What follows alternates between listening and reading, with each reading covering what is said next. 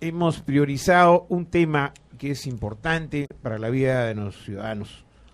Y es que estamos siempre atentos con el tema relacionado con los movimientos telúricos o los sismos, que en este último año, en lo que va del año, según el Instituto Geofísico, se han registrado más de 180 movimientos telúricos, incluido creo que los últimos de hace una semana, que han sacudido levemente la corteza terrestre de nuestro país, en distintas zonas del país.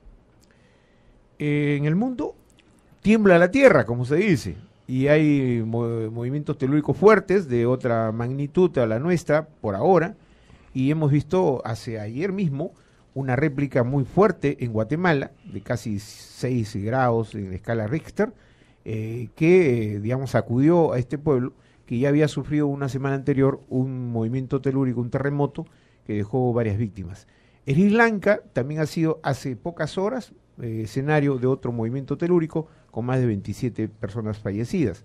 Tal suerte que la Tierra está que se mueve, ¿no es cierto? ¿Por qué razones? Nosotros no somos expertos, y los expertos precisamente son a quienes nosotros convocamos para hablar. Una personalidad excepcional, digo yo, porque yo a lo largo de mis 40 y tantos años siempre escuché hablar de un hombre que en el escenario nacional, pero sobre todo internacional, es una especie de consultor permanente, y no solo consultor, es premio también de Naciones Unidas en prevención de desastres. Julio Kuroiwa no es un personaje cualquiera, es un ingeniero formado en el Perú, pero desarrollada su inteligencia a través de la larga experiencia que tiene y que ha permitido a muchos entender esta problemática de los movimientos, de los desastres y todo esto, aquello que nos ha siempre afectado en el territorio peruano. Cuántos terremotos y cuántas víctimas hemos tenido a lo largo de nuestra historia, son muchas, y obviamente todavía estamos a tiempo de tener una buena calidad de prevención, como la que se está forjando. Y Julio Kuroiwa ha tenido la gentileza, en su apretado tiempo, siendo una excelencia, una eminencia en su tema, a acudir acá a los estudios de Radio Nacional para compartirlo, sus conocimientos y su experiencia. Ingeniero Julio Kuroiwa, muchísimas gracias por aceptar la invitación, y para nosotros es un honor. Gracias, Alberto, a tus órdenes. Muchas gracias. A lo largo de su experiencia, y usted me acaba de hacer entrega, y le agradezco con una dedicatoria muy especial, un libro editado en idioma inglés, que tiene una circulación que probablemente en el Perú no la tiene, pero que internacionalmente circula. Cuéntanos sobre esta obra para luego entrar en detalle. Bueno, resulta que la India se preocupa mucho porque está en una zona sísmica, el subcontinente hindú colisiona con los Himalayas, y fue sorpresa para mí al enterarme que en el curso, un programa avanzado para capacitar al alto burocracia hindú, este es uno de los 3 libros de texto básicos. Sí, en el curso A14, temas ambientales y reducción del riesgo de desastres. Usted me decía hace un momento la importancia que tiene la educación en este asunto, en esta temática tan compleja de los desastres y de los movimientos telúricos. Bueno, los dos gobiernos, el anterior y el presente, han sido coherentes en enfrentar el gran riesgo que corremos, la vida, sobre todo lo más pobre, y las propiedades. Recordemos que el 17 de diciembre del año 2010, por acuerdo nacional, la política de Estado 32º es la reducción del riesgo de desastres. Este mes, el 2, tenemos el Decreto Supremo 111 PCM, por el cual en todos los niveles del gobierno, la reducción del riesgo de desastres, una obligación de ponerla en práctica. Digamos, ¿en qué áreas específicas de la educación tiene que priorizarse? Desde el comienzo, para que los niños, los jóvenes vayan tomando conciencia de toda esta problemática que tenemos. Bueno, Alberto, yo creo que el gobierno ha dado las herramientas, el anterior y el presente, y la respuesta que tiene que dar el sector de educación a esto es actuar de manera coordinada y de acuerdo a estas dos, el acuerdo nacional, el decreto supremo. La mejor manera de enfrentar los desastres mediante la educación.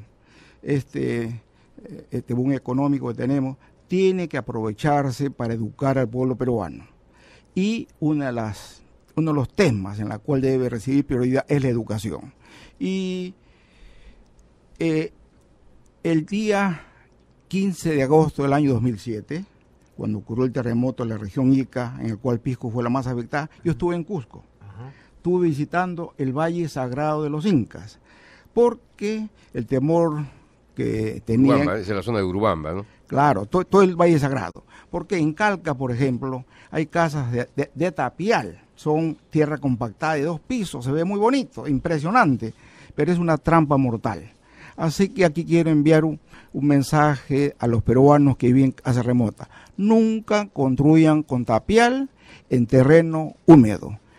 ¿Quién nos enseñó esto? El terremoto del año 70 en Huaraz. En el centro de Huaraz murieron cerca de 10.000 personas porque sin pensar, cuando sintieron terremotos, se fueron a las calles, ahí murieron aplastadas por las fachadas de sus casas. Si es que hubieran pensado dónde ir, dónde evacuar, se hubiesen ido a sus patios, donde se hubiesen salvado. Ahora, ¿el tapial significa que material de barro? Fíjese, el tapial viene de tapia. La tapia se emplea, ¿qué cosa? En los terrenos de la costa se emplea unos moldes de 80 centímetros de ancho, donde se compacta arcilla húmeda. Ajá. Y el problema es que en lugar de ser habitaciones pequeñas, son construcciones impresionantes. Tienen 12 metros de frente, 2 pisos de altura, pero el problema es que este cascarón es muy endeble. Entonces, primera recomendación a los peruanos que seguramente tienen menores recursos: nunca construyan con tapial. Háganlo, si es que no pueden, con adobe y con habitaciones que no pasen por ningún lado de 5 por 5 metros. Y no cuartos que tienen 12 metros por 8, y repito, es una trampa porque el techo tampoco no la riostra. Este trabajo que está haciendo usted particularmente, debieran hacerlo las autoridades también, creo, ¿no? Porque se permite construcciones de esta naturaleza con estas características que se convierten, como usted mismo lo ha dicho, en trampas mortales, ¿no? Pero fíjese una cosa, para que se cumpla el acuerdo nacional y se cumpla el decreto supremo 111 PCM, el sector educación es responsable de la otra parte. La educación es fundamental. Por eso yo quiero hacer un llamado a la ministra de Educación. Ya le hemos hecho llegar un libro que ojalá esto llegue a las bibliotecas de los colegios. Y también al presidente de la Asamblea Nacional de Rectores.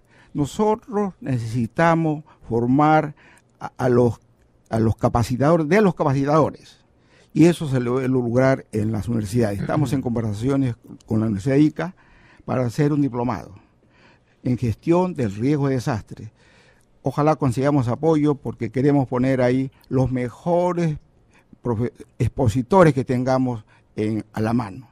Yo creo que si comenzamos una cadena, formamos a los profesores, principalmente ¿quiénes? A los estudiantes de la Facultad de Educación de las universidades, los institutos pedagógicos superiores de educación. ¿No creen ustedes también que los policías que están en los poblados lejanos, donde la carretera muchas veces se interrumpen, quiénes son los que atienden primero? Es el profesor de primaria y el guardia civil. Yo he encontrado en sitios, en la Cordillera Negra, por ejemplo, donde no llega la carretera, a ellos es lo que he encontrado. Entonces, cuando llegue la ayuda, simplemente puede ser tarde. Ahora, ingeniero Curigua, en estos últimos meses, semanas, que se ha hablado tanto de atención, que se puede registrar un sismo de enormes proporciones, ¿no?, de gran magnitud, que puede devastar parte de la ciudad de Lima, que ha sido construida muy precariamente, en terrenos muy poco sólidos, se ha señalado, digamos, que el ciudadano tiene que estar preparado. Pero la preparación, ¿cómo debe darse, ya que hablamos de educación? Por ejemplo, se dice que hay que tener una mochila de primeros auxilios o de emergencia, ¿no? Es decir, provistas de agua, medicinas, alimentos no perecibles, etcétera, etcétera. Eso es más que, digamos, como parte del auxilio que uno mismo se va a dar. Pero ¿cuál es, en el fondo, la estructura educacional, el carácter que debe asumir el ciudadano frente a una zona de desastres y de permanentes sismos en nuestro país? Hace un par de meses, los diarios principales de Lima publicaron un mapa de riesgos. Usted observa, verá que en la parte central, en el valle donde vivimos nosotros, el suelo es tan bueno que ni siquiera las casas de adobe que hay en los barrios altos, en el centro de Lima, se han caído en 4 terremotos de gran magnitud del siglo XX. Pero Lima en su crecimiento ha ido invadiendo terrenos, como dijiste, Alberto, peligrosos, pendientes inestables. Eso ha demostrado que ahí la destrucción es 100%. Ahora la mochila es buena. Sin embargo, yo me pregunto, ¿qué le sirve la mochila si una familia vive en una casa de ladrillo sin columna en pendiente? Simplemente eso es tan frágil que si un sismo ocurre, llega la onda P, el ruido. Viene la onda S, sacudida, inmediatamente se cae. ¿Hacia dónde se escapa una familia que vive en pendiente? ¿Dónde evacúa? Así que yo creo que la mochila está bien, es un pequeño paso, pero lo importante es que ellos sepan. Ahora, después del terremoto del año 70, nosotros desarrollamos durante 4 años, mis muchachos, 25 que trabajaron 4 años, donaron 700 meses hombres.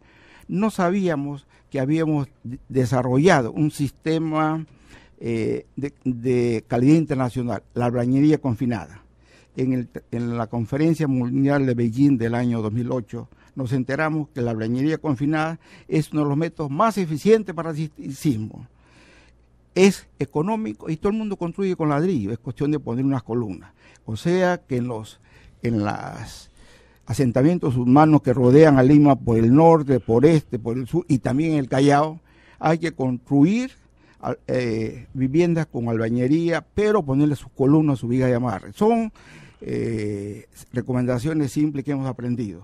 Y a propósito, ese sistema se utilizó para la reconstrucción de Pakistán en el año 2005. Y es una pena que en el Perú no lo hagamos aquí nomás, en los asentamientos humanos que rodean Lima. Si hablamos de inclusión, lo primero que tenemos que hacer es proteger la vida y la salud de los más pobres. Eso es inclusión. Bueno, usted habla de, digamos, de casas en pendientes, y eso es cierto, ¿no? O sea, de qué le puede servir algo de auxilio cuando la casa misma está en peligro de venirse abajo, luego de pasar la fase que tiene que pasar, ¿no? O sea, llegamos a la conclusión entonces que no solamente es con simulacros de sismos, sino también incidir en reforzar el reforzamiento de casas que no tienen columnas, que no tienen, digamos, la estructura necesaria para soportar un sismo. Claro, hace algunos meses ya, Cementos Lima nos llamó para tratar de trabajar en unos distritos donde tiene mayores problemas, que es Villa María del Triunfo. Ojalá esto se dé. Estamos también solicitando a través de Cancillería ayuda internacional para poder expandir este programa.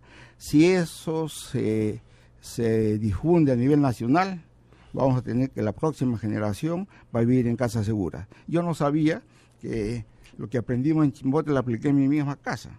Bueno, mis lotes son más o menos anchos, de tal manera que no son 2 túneles en un clásico lote de 8 por 20 o 6 por 15. Salen túneles muy débil en la dirección paralela a la fachada. En lotes grandes, como en La Molina, se puede poner en las 2 direcciones. Por eso que a pesar de que la intensidad es alta, allí la gente no corre tanto riesgo como los peruanos, pobres, sobre todo en conocimiento. Es por eso, Alberto, que nosotros decimos la respuesta a esa política de Estado, al decreto supremo 111, el PSM, es la educación. Muy bien. Ahora, los riesgos que muchos conocemos como tsunami, el otro día estaba revisando informaciones relacionadas con el Callao, con las zonas inclusive de acá al sur, aproximadamente unos 100 kilómetros, donde hay incluso sean balnearios que se han construido, ¿no es cierto? Y está muy cerca al mar, cerquísima, en terrenos arenosos, obviamente, se han construido. ¿Cuál es el riesgo de una catástrofe de magnitud en esas zonas? Tanto en Callao, en la punta, como... Si ustedes van a la parte antigua del Callao, van a encontrar casas de adobe y quincha más deterioradas que en los barrios altos. Son casas que la humedad del suelo las ha debilitado, y el problema es que están en zona de inundación severa por tsunamis. La pregunta que nos hacemos es, ¿qué pasa si un sismo viene, tumba esas casas? ¿Es posibilidad de rescatarlas si unos 30 minutos más tarde llega una ola sucesivas olas de 5 o 6 metros de altura? Es por eso, ya yo le he enviado una nota al presidente de la región Callao, al alcalde provincial del Callao, al alcalde de la Punta de Ventanilla, que hay una inversión semilla que nos ha ofrecido la Agencia para la Cooperación Internacional de los Estados Unidos, para que como primer paso protejamos a esa gente. Y los ensayos de evacuación dan muy buenos frutos cuando, como dijiste, desde la primera fase la vida los educa. Voy a aprovechar para decir el milagro de Camaishi. El 98.5 los estudiantes, 99 se salvaron. ¿Por qué? A pesar de que el tsunami inundó y encima de ese colegio se posó un yate encima. Cuando ellos vieron lo de primaria, que los secundarios estaban evacuando un punto más alto, los estudiantes de primaria lo siguieron. Y felizmente que tomaron esta precaución extra porque se salvaron. Yo me pregunto qué va a pasar con el Callao, con nuestro puerto, por dónde vamos a exportar. Uh-huh. Y por otro lado, ¿y hacia dónde tendría que evacuar la gente? Porque toda esa parte de la punta es plana, no hay cerros, no hay nada. Bueno, nosotros, aquí en el libro precisamente sí. Está la zona inundable y hacia dónde deben evacuar. Tienen que salirse por lo menos hasta donde llegó el tsunami de 1746. ¿Que más o menos llegó hasta dónde? A la esquina de Cochrane con Buenos Aires. Ahí había un macarón de proa. ¿Hasta Cochrane es el centro del Callao? Claro, hasta ahí tienen que irse por lo menos. Acá está. Y depende de la magnitud del tsunami también. Mira Alberto. Sí. El terremoto, el tsunami ha dejado valiosas enseñanzas. Hasta ahora, los científicos, los ingenieros, nos estamos basando en información histórica. Resulta que en el Japón, en la zona ocurrió el terremoto, han sucedido sismos en los últimos años de magnitud alrededor de 8. Según la teoría hasta ahora basada en información histórica y el procesamiento de probabilidades, allí no debería ocurrir un terremoto más grande, el más grande de la historia del Japón, magnitud 9 en la escala de momentos. ¿Fue la de Kobe? Este fue mucho más grande. El problema es que la trabazón entre la placa pacífica y la placa de Oshtok, donde está Japón, todavía había energía acumulada.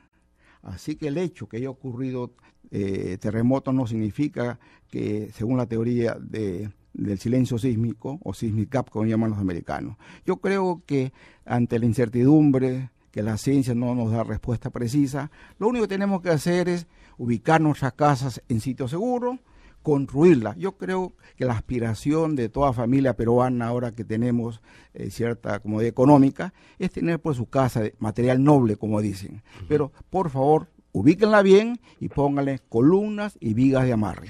Ingeniero Julio Kuroiwa, para pasar ya de la parte científica a la anecdótica, ¿qué pasó con estas rusas que dijeron fecha, hora y día de que iba a haber un terremoto acá en el Perú, luego se desdijeron y finalmente desaparecieron? Mire, a mí el presidente de la región Callao me invitó a una reunión con los brasileros. Bueno, por razones de que mi esposa la tengo enferma, yo pedí ser el primero en hablar. Cuando a mí me preguntaron, yo les dije lo siguiente, que en Estados Unidos se formó un comité de predicción sísmica, donde estaban los científicos de mayor dedicación y prestigio en Estados Unidos. Ellos trabajaron algo así como 20 años. Después dijeron, bueno, aquí estamos tirando la plata porque no es posible predecir los terremotos. Entonces yo le dije, bueno, si es que estos señores superan en conocimiento al comité norteamericano de los mayores científicos, son unos genios. Bueno, yo no quise ofenderlos ni nada de esas cosas. El problema es el siguiente, como ellos dicen que va a haber terremoto, o la rusa, y no hay, cuando realmente ven una alerta de verdad por cualquier signo que debe, la gente ya no va a creer. Claro. Así que ese es el gran daño que hace esta gente. Bueno, ahora, si bien es cierto que no se puede predecir un movimiento telúrico, sí se puede predecir las consecuencias del movimiento. Bueno, ¿No es cierto? Alberto, hubo un concurso convocado por la Plataforma Continental de las Américas para la Reducción de Riesgo de Desastres. De 81 proyectos que fueron, nuestro programa Ciudad Sostenible, primero que dentro de 81, 50. Se redujo a 10 y finalmente a 3. Y en el listado estamos primero. Es el programa que tiene 12 años. Y los alcaldes tienen que trabajar justamente tratando de orientar a la población en su crecimiento hacia sectores seguros. Eso va a hacer una gran diferencia en el futuro. Queridos amigos, el ingeniero Julio Kuroiwa, que es una eminencia en este tema, me trajo un obsequio que es su libro que circula internacionalmente, pero miren ustedes cómo es el maestro universitario, el hombre que conoce su tarea y su trabajo y le pone mística. Hablaba justo de la punta y él simplemente de 500 páginas que tiene este impresionante libro, él puso el dedo acá y sin tener marca alguna abrió y ahí estaba lo que él estaba tratando. Realmente me quedo impresionado. Es decir, yo lo felicito yo nuevamente porque usted contribuye muchísimo a la humanidad para que de alguna manera se tengan conocimientos y se tenga esta educación que usted reclama. Y yo hasta me permitiría decir que usted en algún momento debería ser candidato a premio Nobel, ¿no es cierto? Por los conocimientos que usted a lo largo de tantos años ha entregado a la humanidad, porque no solo es su trabajo en el Perú, es su trabajo internacional y el reconocimiento que nos hace sentir muy orgullosos de que un peruano como usted esté a ese nivel y que tenga el reconocimiento de tantas entidades, no solo académicas, científicas, ¿no? Que nos permite justamente estar atentos frente a lo que ya para nosotros es casi común, los desastres naturales. Yo le agradezco su presencia. Quiero aprovechar la gran sintonía que tiene Radio Nacional para hacer un llamado. El gobierno anterior, mediante la política Estado de Región Segunda, y el actual gobierno, mediante el decreto supremo 111 PSM, nos dan las herramientas. Ahora nos toca al sector educación ponernos a la altura de estas dos iniciativas de los dos gobiernos que han sido coherentes. Nos toca ahora educar a los peruanos, sobre todo a los que tienen falta de conocimiento. Ese es nuestro deber. Muchísimas gracias. Muchas gracias por la presencia de esta eminencia en el tema que hemos tratado. Obviamente lo comprometemos a que permanentemente nos acompañe justamente en esta orientación, este plan de educación que con tanto cariño y tanta dedicación le da Julio Kuroiwa a su especialidad, ¿no?